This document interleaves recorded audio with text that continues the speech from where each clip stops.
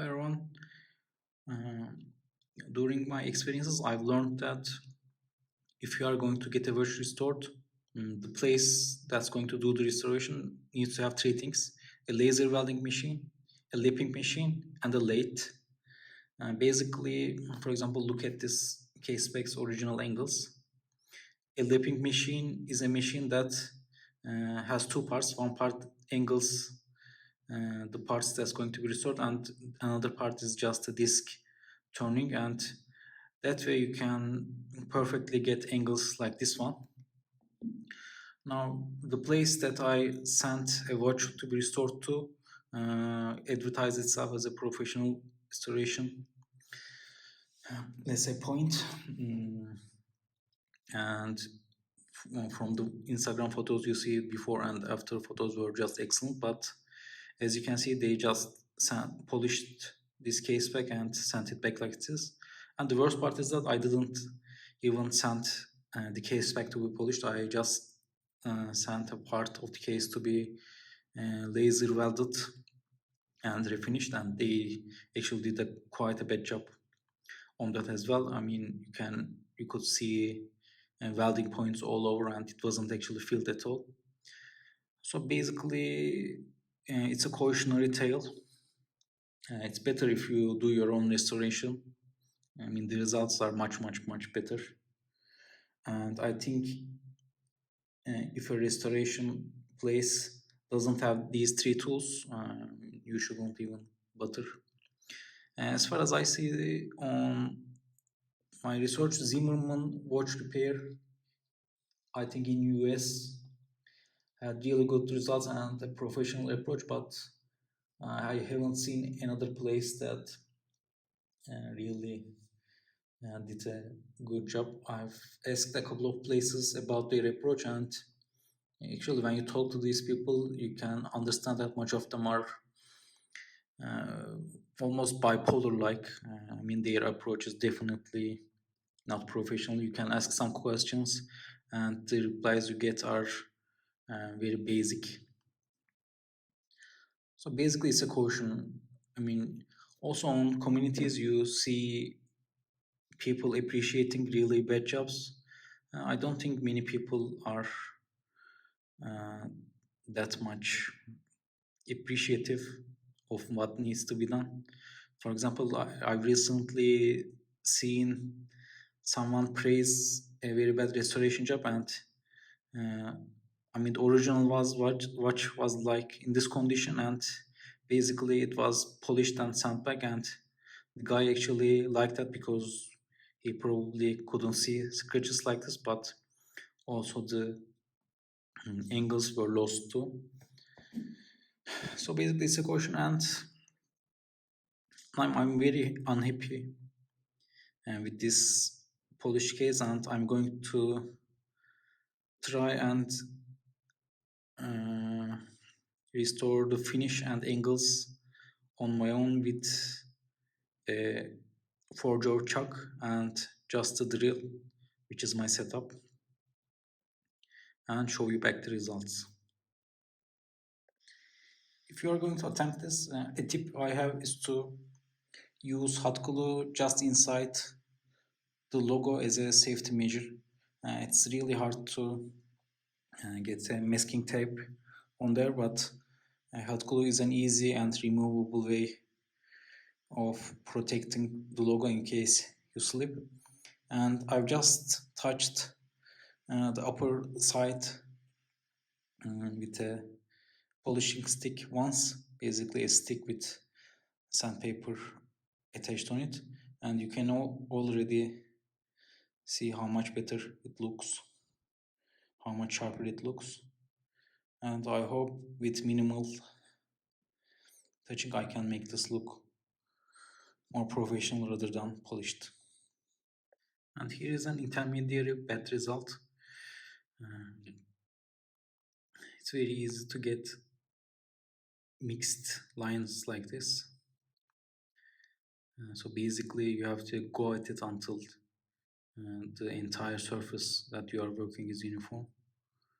And basically the case lines are still there somewhat. However, these mixed lines are really confusing.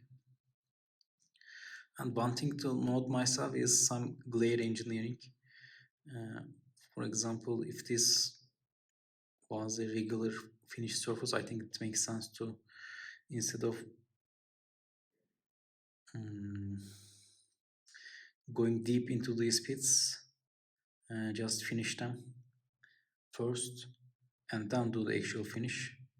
In this case, it's actually not necessary because I'm going to do these surfaces with 5000, 5000, and I'm going to do the top surface with a very low grid like 220, and I hope to achieve some industrial looking finish that way, not original, but at least it will be a caseback that I ruin myself instead of having a caseback that someone else ruined. So let's see the final result. I saw my restoration attempt is finished, and I gathered some important experiences and lessons for myself. One of them was getting the glare right first, especially if there are imperfections. On this case back, there were a lot of imperfections, and I could have just, for example, with 5000 grit,